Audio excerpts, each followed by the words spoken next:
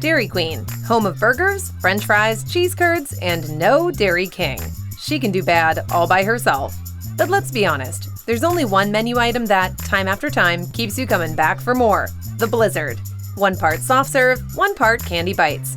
All parts pure, unadulterated joy. But where did this thick, cool treat come from? And how did DQ manage to go its first 40 years without it?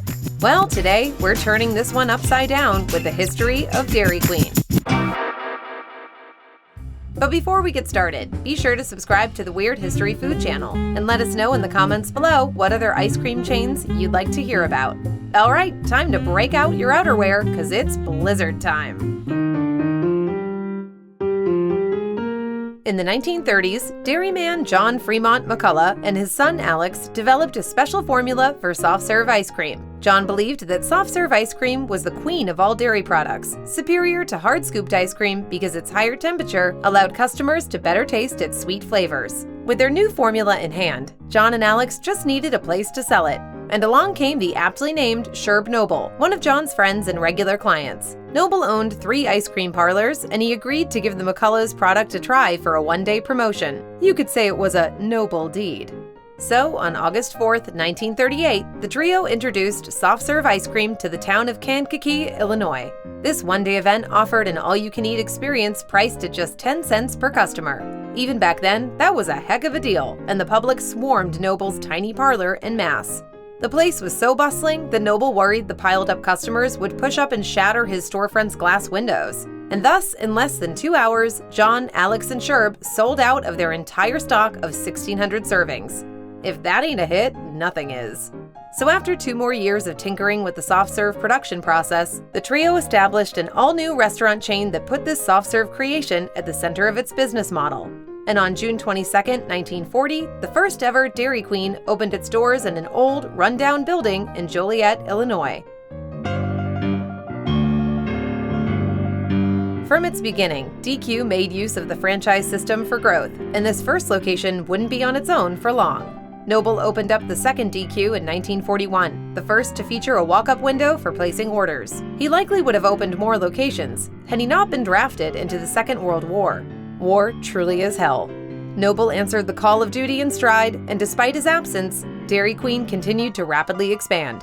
The franchise had a whole 10 locations by the end of 1941, and when Sherb came back from the war in 1947, DQ had grown to over 100 locations.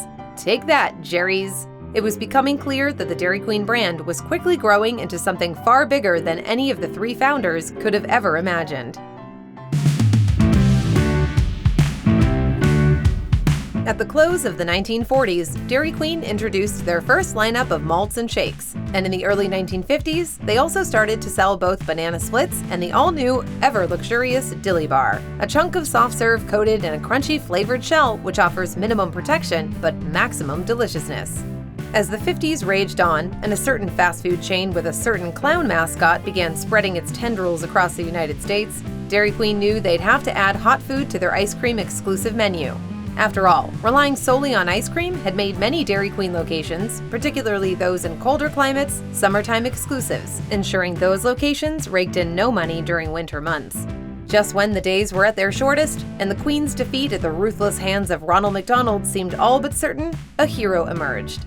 Jim Cruikshank, the sole franchisee of DQ's Georgia locations, decided to replicate open-flame charbroiler devices he saw in New York called braziers. And thus, in 1957, Cruikshank introduced the first-ever Dairy Queen brazier locations, bringing with them DQ's first-ever foray into the hot food market, which in the years since has seen the company introduce burgers, hot dogs, and chicken baskets to their lineup. By the close of the 1950s, DQ had well over 2,500 locations, and they'd even gone international with their first Canadian restaurant located in Estevan, Saskatchewan.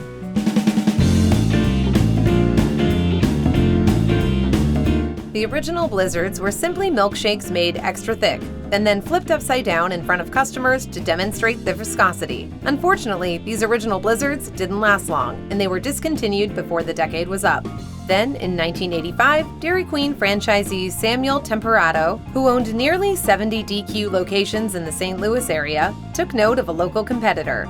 Ted Drew's frozen custard, which remains a St. Louis mainstay, offered customers what they called concrete frozen custards, so named because the treat was as thick as concrete. Temperado loved Drew's custard so much that he decided to pitch them to DQ's corporate heads, and they were immediately enamored. They soon after had an all-new machine patented to make their own take on the concrete custards, and right out the gate, they came out with 3 distinct varieties of their all-new product: Heath Bar, Butterfinger, and Oreo, cookies. A totally unique and legally distinct flavor from Oreo. According to legend, Dairy Queen had reached out to Oreo for a partnership deal at the Blizzard's launch, but Oreo didn't see any value in the idea. So DQ instead turned to Hydrox, the company whose cream-filled cookies were allegedly copied and made more famous by Oreo in the 1900s. With these 3 flavors in hand, the all-new DQ Blizzard was born unto the wild. But all wasn't well in the Blizzard's earliest days. The original Blizzard machines were deafeningly loud, and the company didn't pre-chop any of the Blizzard's candy or cookie ingredients. That meant workers suddenly spent most of their time grinding candies and cookies down by hand, all while listening to the terrible screech of the all-new machinery. Still, the kinks were worked out, and the Blizzard raged on. And while this may seem like a story where a big corporation stole from the little guy, Ted Drew's would later go on the record saying that he, like Oreos, didn't see any value in mixing candy and cookies into ice cream products. But oh, what value there was! In the first year alone, more than 100 million Blizzards were sold. In the second year, that number rose to 175 million. And between 1985 and 1986, Dairy Queen saw a 26% jump in profits, rising from $151 million in sales to $185 million, sending their stock prices rising from $40 per share to $72.50 in just 5 months. Oreos took notice of this success, and just as the brand had done before, they stepped in and supplanted Hydrox as DQ's primary cream-filled cookie provider. They didn't have Hydrox to kick around anymore. In 2001, Dairy Queen officially changed its name to DQ, and in the years since, the company had its share of controversies. For instance, as many consumers began paying closer attention to nutritional guidelines, DQ came under fire for having some of the most unhealthy and indulgent foods a person could eat. For example, one large Oreo Blizzard contains 180 grams of sugar, which is, 3 times the maximum amount of sugar that the American Heart Association recommends adults eat per day. Some speculate this increased scrutiny led to the 2010 release of the smaller portioned Mini Blizzard, which gives customers the chance to simply taste the DQ Blizzard without committing to an 1,100-calorie blowout. Then in 2015, rumors began circulating the internet that DQ's ice cream wasn't actually ice cream at all. It was originally categorized as the vaguely sinister-sounding ice milk. The FDA checked in on it, and for once, the internet was absolutely right. The FDA requires that any product advertising itself as ice cream must contain at least 10% milk fat.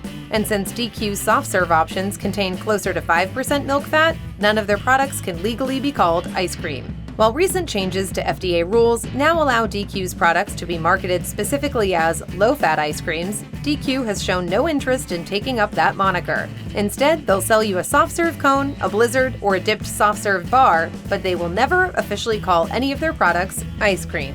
In 2019, a grim Sweeney Todd-esque rumor began circulating a Greenwood, South Carolina location that DQ had begun incorporating human meat into their burgers. Lift your Blizzard high, Sweeney! This rumor seemed to culminate in an FBI raid of not only the Greenwood location, but of a nearby convenience store and a home. However, the FBI clarified after the fact that their raid had nothing to do with said cannibalism rumors. They were instead investigating a boring old fraud case. For their part, DQ took to the platform then known as Twitter and clarified that their burgers are made up exclusively of 100% beef. But once you have to specify, don't worry, our burgers are made of beef, the damage has been done.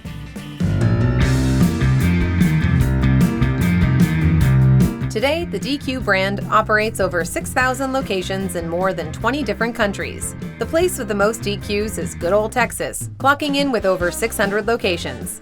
Even now, the Blizzard remains the driving force behind DQ's continued success. Each year, the company sells over $1 billion worth of their luxurious creation, making up nearly a quarter of their yearly revenue. And as of 2021, the Blizzard is now made exclusively using eggs from cage-free chickens. Take that, cages! In all, DQ has released over 150 different Blizzard flavors, though the exact flavors vary from year to year and season to season.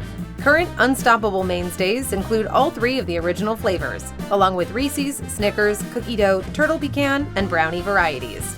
Limited time offers have included branded flavors like Nutter Butter and Girl Scout Tagalongs, along with seasonal flavors like pumpkin pie and peppermint hot cocoa. What's more, in 2003, the company began its Blizzard of the Month program, guaranteeing customers a regular supply of new, rotating, and limited-time flavors. And just 2 years after that mind-blowing initiative, DQ made their biggest creation yet. On June 21, 2005, they created the world's largest blizzard. Clocking in with 700 gallons of DQ soft serve and 3,000 pounds of Oreo, the 22-foot monument weighed over 8,000 pounds. All of it was meant to celebrate the Blizzard's 20th anniversary and raise money for the Children's Miracle Network. Just don't call it ice cream. So what do you think? What's your favorite Blizzard flav? Let us know in the comments below, and while you're at it, check out some of these other Weird History Food videos.